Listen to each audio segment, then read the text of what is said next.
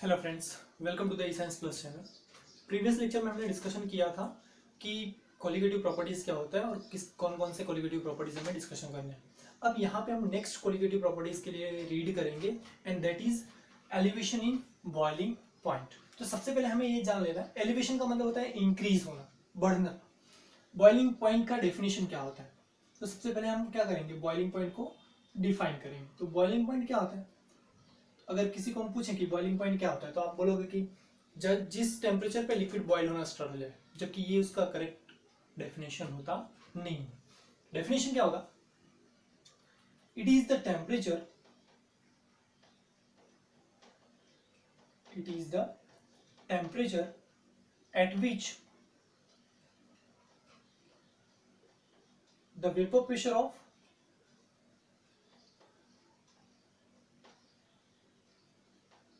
of liquids becomes 1 atmospheric pressure। ऐसा temperature जिसपे liquid का वेपर प्रेशर 1 एटमॉस्फेरिक प्रेशर जितना हो जाए तो उसे हम क्या बोलेंगे? Boiling point. और जो 1 एटमॉस्फेरिक प्रेशर है दैट इज इक्विवेलेंट टू 1.013 बार जितना होता है। एटमॉस्फेरिक, बार, एमएमएचजी, टॉर, ये सब प्रेशर के यूनिट है। अब तो बॉइलिंग पॉइंट नॉर्मली डिपेंड किसके ऊपर करेगा? तो एक तो हमने वेपर प्रेशर के लिए टर्म बोला ही, दूसरा टर्म आएगा boiling point is directly proportional to intermolecular force. Intermolecular force कितना है? अगर मैक्सिमम होगा तो बॉइलिंग पॉइंट मैक्सिमम, वीक होगा तो स्ट्रॉन्ग होगा तो मैक्सिमम, वीक होगा तो मिनिमम। अब अगर हम इसमें एग्जांपल कंसीडर करें तो एग्जांपल के तौर पे वाटर कंसीडर कर सकते हैं जिसका बॉइलिंग पॉइंट कितना है हमें पता है, 100 डिग्री सेल्सियस। जबकि अगर हम एसीटोन कंसीडर करें तो एसीटोन में दैट इज CH3COCH3, इसका जो बॉइलिंग पॉइंट है that is near about 65 degree Celsius. क्यों इसका 100 डिग्री सेल्सियस है? क्योंकि यहाँ पे हाइड्रोजन बॉन्डेड प्रेजेंट है, हाइड्रोजन बॉन्ड प्रेजेंट है और ऐसा बोल सकते हैं स्ट्रॉन्ग इंटरमॉलिक्यूलर फोर्स है। जबकि यहाँ पे सिंपल डाइपोल डाइपोल आएगा इंटरेक्शन, जो कि इसके कंपेयर में वीक होता है। इसकी वजह से इसका बॉइलिंग पॉइंट क्या है, 65 डिग्री सेल्सियस, और इसका क्या है, 100 डिग्री सेल्सियस। नाउ अब हम बात करेंगे सॉल्यूशन की। ये तो सिंपल एक लिक्विड के लिए था, सॉल्यूशन के लिए जब भी हम नॉन वोलेटाइल सॉल्यूट ऐड कर दे तब क्या होगा? अगर कंसीडर करो हमारे पास कोई पर्टिकुलर वेसल है, इसके अंदर हमने सॉल्वेंट लिया है, ठीक, सॉल्वेंट लिया है, तो इसका जो वेपर प्रेशर होगा वो किसकी वजह से होगा? सिर्फ और सिर्फ सॉल्वेंट की वजह से होगा, ठीक है। लेकिन अगर हम इसी में नॉन वोलेटाइल सॉल्यूट ऐड कर दें तो नॉन वोलेटाइल सॉल्यूट ऐड करने के बाद में क्या होगा? तो नॉन वोलेटाइल सॉल्यूट ऐड करेंगे तो ये जो लेयर है यहाँ पे वोलेटाइल सॉल्यूट और सॉल्वेंट के बीच में इंटरेक्शन होगा और पूरे सॉल्यूशन के अंदर भी होंगे।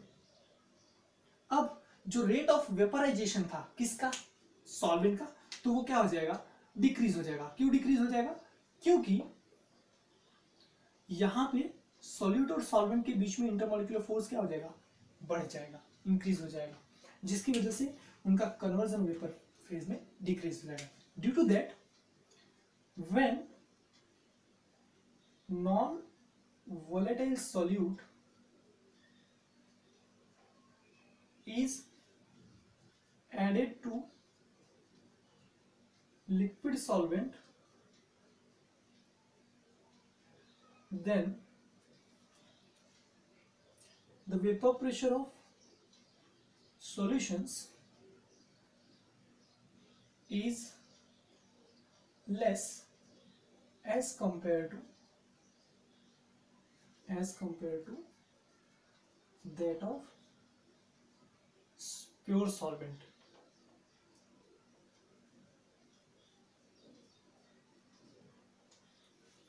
तो जो वेपर प्रेशर सॉल्यूशन का कम हुआ, therefore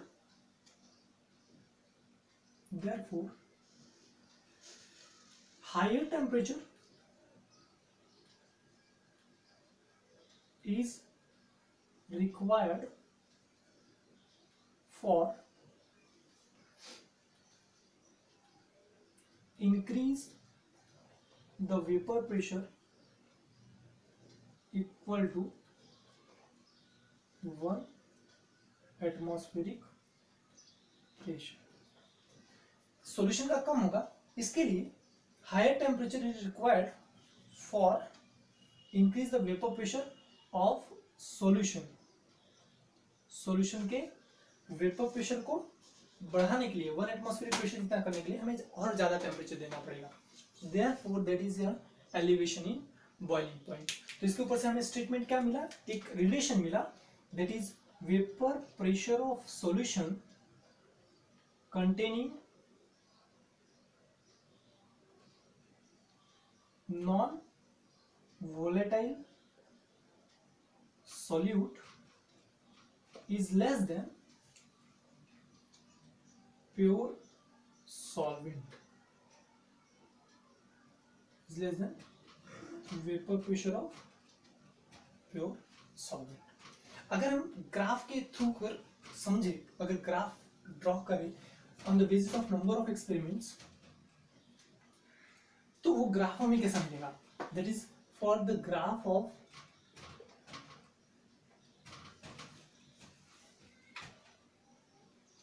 vapor pressure versus temperature, vapour pressure और टेम्परेचर का ग्राफ प्लॉट करें तो क्या होगा। चलो देखो ग्राफ में क्या होगा। नॉर्मली यहाँ पे एक्स एक्सिस पे हम कंसीडर करते हैं टेम्परेचर को, और टेम्परेचर जो होगा वो केल्विन में, और वाई एक्सिस जो है वहां पे हम लेते हैं वेपर प्रेशर को, ठीक है, वेपर प्रेशर। तो होगा क्या, जो सॉल्वेंट का बॉइलिंग पॉइंट है वो वेपर प्रेशर क्या है, ज्यादा है, बट बॉइलिंग पॉइंट वो कम है। तो देयरफॉर अगर हम जो वाई एक्सिस है वो वाई एक्सिस पे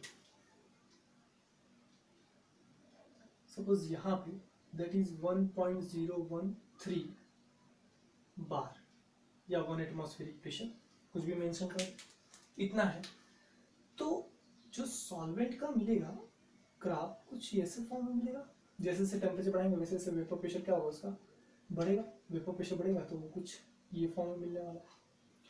तो eight this temperature, at this pressure, यहाँ पे ये क्या होगा, उसका बॉइलिंग पॉइंट होगा, और यहाँ पे जो टेम्परेचर आएगा वो टेम्परेचर को क्या बोलेंगे, बॉइलिंग पॉइंट बोलेंगे, वो टेम्परेचर को क्या बोलेंगे, बॉइलिंग पॉइंट। तो boiling point of that is for solvent, that is for solvent. अब सॉल्यूशन के लिए अगर हम देखें तो सॉल्यूशन का बॉइलिंग पॉइंट क्या होगा, ज्यादा होगा, मैक्सिमम होगा। So therefore that will becomes near to here, यहाँ के आसपास आएगा। अब कितने टेम्परेचर पे उसका वेपर प्रेशर 1.03 जितना होगा, तो वो टेम्परेचर क्या होगा, that is of for solution. तो that is for our solution, ठीक है। अब अगर जो सॉल्वेंट का है उसको टेम्परेचर को हम इंडिकेट करें टीबी नॉट से, और सॉल्यूशन को इंडिकेट करें टीबी से, बॉइलिंग पॉइंट के लिए ले रहे हैं ना, इसके लिए बी। अब दोनों के बीच का जो डिफरेंस है वो आपको दिख रहा है, इतना डिफरेंस है, तो इसे क्या बोल सकते हैं, that will B delta TB, change in temperature. और कौन सा टेम्परेचर, तो बॉइलिंग पॉइंट के लिए डिस्कशन कर रहे हैं, इसके लिए इसको क्या बोलेंगे हम, that is elevation in boiling point. So that will be the graph. अब ये जो पॉइंट है ए बी और सी, पी, क्यू और आर। जो बी पॉइंट है वो क्या इंडिकेट कर रहा है? बी पॉइंट इंडिकेट कर रहा है कि at this temperature and 1 atmospheric pressure the solvent will be boil. वहां पे वो बॉयल होना स्टार्ट होगा और उसका वेपर प्रेशर उतना हो जाएगा। लेकिन अगर सेम हम देखें सॉल्यूशन के लिए, तो सॉल्यूशन के लिए कहां पे मिल रहा है वो हमें? क्यू पे मिल रहा है। मींस क्यू पॉइंट पे उसका बॉइलिंग पॉइंट आ रहा है। वेपर प्रेशर तब वहां पे 1 एटमॉस्फेरिक प्रेशर जितना होगा। कितना है टेम्परेचर? तो टीबी जितना टेम्परेचर है। और दोनों के बीच का जो डिफरेंस होगा उसे क्या बोलेंगे? Elevation in boiling point. If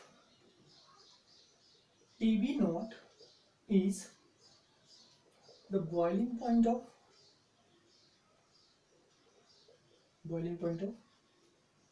pure solvent and TB is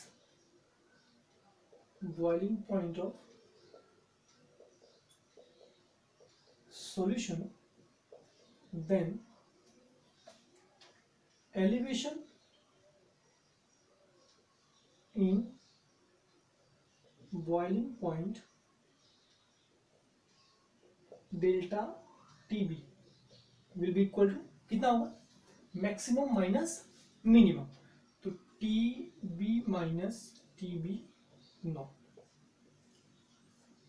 ये मिलेगा हमें फॉर्मूला। अब experimentally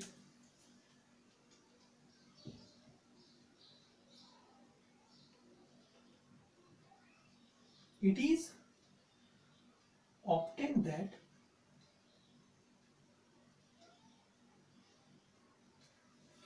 elevation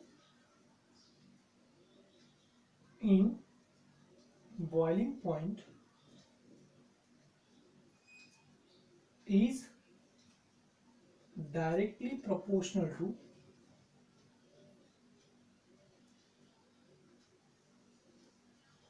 molality of solution। Molality of solution के ऊपर वो डिपेंडेंट होता है। तो इसके लिए इसको हम क्या लिख सकते हैं? It can be written as delta TF is directly proportional to small m। Small m क्या है? मोलैलिटी। अब डेल्टा TF को अगर इक्वल में कन्वर्ट करें तो क्या मिलेगा हमें? That will be equal to, sorry delta TB है ना बॉइलिंग पॉइंट, तो delta TB is equal to क्या मिलेगा? That will be KB into M, where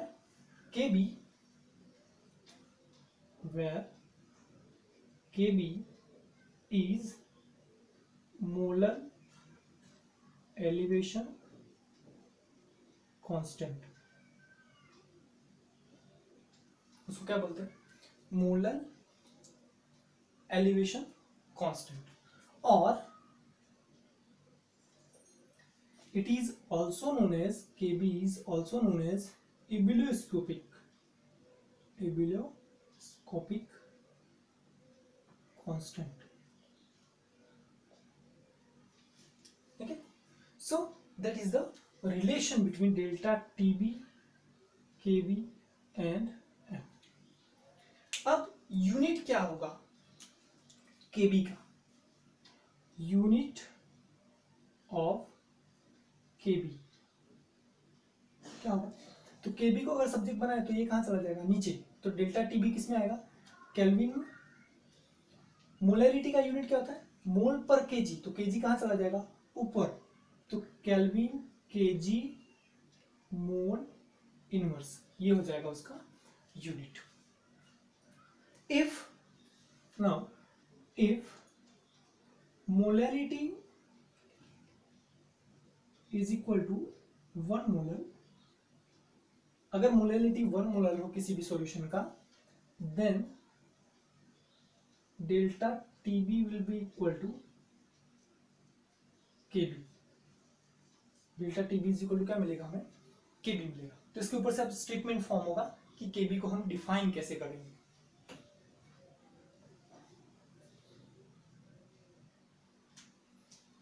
अब delta TB is equal to KB मिला, तो वहां से हम क्या लिख सकते हैं?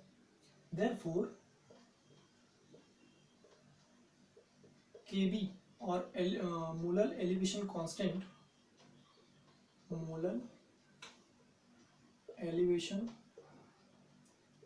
constant is defined as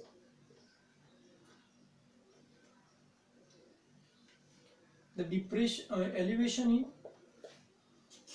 elevation in boiling point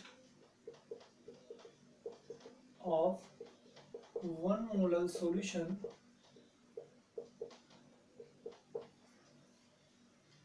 elevation in boiling point of 1 molar solution is known as a molar elevation constant, such that 1 molar solution का मतलब क्या, number of moles of solute, 1 moles of solute in 1000 gram of solvent, that is known as a molar. तो ऐसे हम उसको क्या कर सकते हैं, डिफाइन कर सकते हैं मोलर एलिवेशन कांस्टेंट को. ये ध्यान रखना, यूबुलोस्कोपिक कांस्टेंट भी Kb को बोलते हैं. अब इफ मोलैरिटी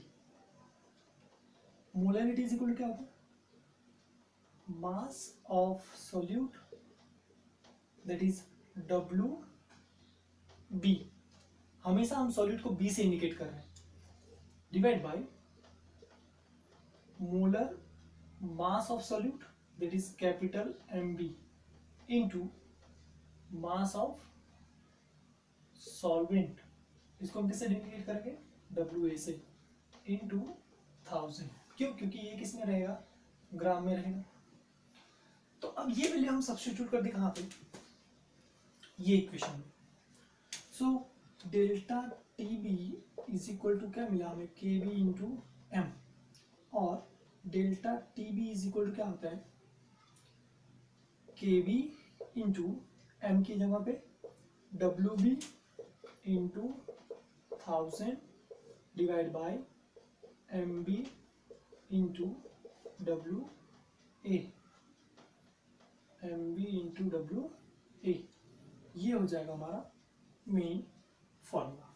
अगर यहां से मोलर मास ऑफ सॉल्यूट निकालना हो और मोलर मास ऑफ सॉल्यूट, कोई भी सॉल्यूट का अगर मोलर मास हमें फाइंड आउट करना हो तो हम क्या कर सकते हैं, that will be is equal to, इसको सब्जेक्ट बनाएंगे तो ये कहाँ जाएगा, डिनोमिनेटर में. तो क्या मिलेगा हमें, KB into WB into 1000 divide by delta TB into WA, ये हमारा दूसरा फॉर्मूला हो जाएगा.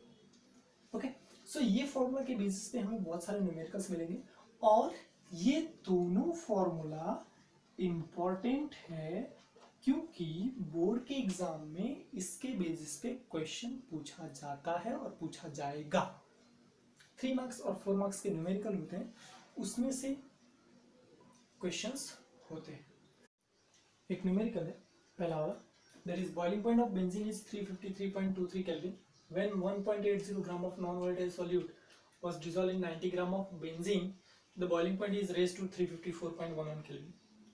Calculate molar mass of solute. तो क्या दिया हुआ है पहले, बॉइलिंग पॉइंट ऑफ बेंजीन, तो प्योर बेंजीन का दिया हुआ है, तो उसको हम किससे इंडिकेट करेंगे, TB नॉट से. तो कितना दिया है, 353.23 kelvin. Okay, when 1.80 gram of solute, मतलब WB कितना दे दिया, 1.80 ग्राम सॉल्यूट का दे दिया, वो dissolve in 90 gram of benzene. तो जो मिनिमम है वो हमारा सॉल्यूट, मैक्सिमम है जो हमारा सॉल्वेंट. तो WA कितना दे दिया, 90 ग्राम दे दिया. Okay, the boiling point is raised to 354.11 kelvin. तो रेज हुआ मतलब सॉल्यूशन का बॉइलिंग पॉइंट कितना आया, 354.11 kelvin. Calculate the molar mass of solute. इतनी वैल्यू दी है हमें, मोलर मास ऑफ सॉल्यूट की दिया है, केबी की वैल्यू दी है 2.53। तो हमारा फॉर्मूला क्या होता है? Formula that is delta TB is equal to KB into M is equal to KB into molality, mass of solute divided by molar mass of solute into mass of solvent into 1000। ये था ना formula. Delta TB mention नहीं है but TB naught और TB दिया है, तो सबसे पहले वो फॉर्म करें। तो डेल्टा टीबी का एक फॉर्मूला था, delta TB is equal to TB minus TB naught. TB की वैल्यू कितनी है? 354.11 माइनस 353.23 माइनस करो, कितना आएगा? 1, 11 में से 3, 8, 10 में से 2, 8, 3 हो जाएगा 0, तो 0.88 केल्विन। अब वैल्यू सब्स्टिट्यूट कर दो सबकी, उसमें वैल्यू सब्स्टिट्यूट कर दो, क्या मिलेगा? डेल्टा टीबी कितना आया? 0.88 इज इक्वल टू केबी की वैल्यू कितनी दी है? 2.53 into W B 1.80 into 1000 divide by M B find out करना है, डब्ल्यू ए कितना दिया? 90। एम बी को अगर हम सब्जेक्ट बना लें तो ये हो जाएगा 2.53 into 1.80 into 1000 divide by 0.88 into 90, तो 92 जब 180 तो 0.2 आ जाएगा ऊपर, 0.88 है। डिवाइड करो और इसको सॉल्व करो, तो सॉल्व करने के बाद इसकी कुछ वैल्यू मिलेगी हमें, कितना? ये 1, ये 0.2, ठीक है। तो टोटल हो जाएगा 253 इंटू 2000 से मल्टीप्लाई कर दें तो हो जाएगा इतना, divide by 0.88, okay, into sorry यहाँ पे कैंसिल नहीं होगा,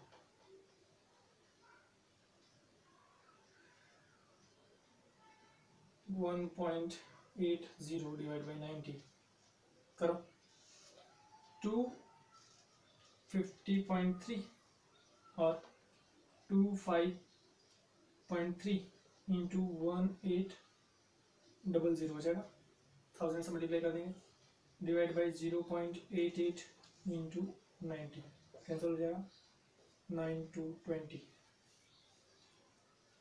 एम बी की वैल्यू कैलकुलेट करें तो कुछ आएगा 57.5 ग्राम पर मोल, इतनी वैल्यू मिलेगी। इसको सॉल्व करेंगे तब। अब सेकंड क्वेश्चन देखो, इंटरेस्टिंग क्वेश्चन है। यहाँ पे हम मॉलिक्यूलर मास कैलकुलेट किए ना, यहाँ पे हमें मॉलिक्यूलर फॉर्मूला कैलकुलेट करना है। तो क्या दिया हुआ है? क्वेश्चन दिया हुआ है on dissolving 3.24 gram of sulphur in 40 gram of benzene. तो क्या क्या दिया हुआ है पहले? तो मास ऑफ सॉल्यूट दिया हुआ है हमें, कितना दिया हुआ है? 3.24 gram, okay, in 40 gram of benzene, मतलब डब्ल्यू दे दिया, 40 ग्राम दे दिया, ठीक है। Then boiling point of solution was higher than that of benzene by 0.81 kelvin. Add करने के बाद टेम्परेचर कितना इंक्रीज हुआ है? 0.81। तो यहाँ पे डायरेक्टली मेंशन क्या कर दिया? Higher than that of benzene is 0.81, मतलब that is the value of delta TB 0.81 kelvin. KB की वैल्यू दी है 2.53। What is the molecular formula of sulphur अगर एटॉमिक मास दिया है तो सबसे पहले हम मॉलिक्यूलर मास कैलकुलेट करेंगे, उसके ऊपर से हम फॉर्मूला कैलकुलेट करेंगे। तो फॉर्मूला क्या है हमारा? Delta TB is equal to होता है केबी इंटू एम, एम की value W B divide by W M B into W A into 1000। M B पहले हमें कैलकुलेट करना है, तो एम बी को अगर हम सब्जेक्ट बनाए तो क्या मिलेगा हमें? K B into WB into 1000 divide by delta TB into WA। Substitute करो वैल्यू। KB कितना दिया हुआ है 2.53 into WB 3.24 okay into 1000 okay divide by delta TB कितना दिया 0.81 इंटू WA कितना दिया हुआ 40 दिया हुआ। ओके हो गया। अगर MB की वैल्यू हम कैलकुलेट करें तो ये 0 हो जाएगा कैंसिल, 100 को से मल्टीप्लाई कर दिया 2.53 into 3.24 into 100 divide by 4 into 0.81 4 1 जा 4 4 8 जा 32 1 33 31 और 32 3.24 आएगा। तो 3.24 आया तो 3.24 कैंसल, तो that will be is equal to 253 molecular mass मिल गया। MB कितना मिला हमें MB की वैल्यू मिली हमें 253 ग्राम पर मोल। ओके 253 मिल गया। अब अगर कंसिडर करें मोलर मास मिला हमें चाहिए क्या molecular formula. Consider molecular formula of sulfur is SX। S के नीचे सबस्क्रिप्ट में X है। तो मॉलिक्यूलर मास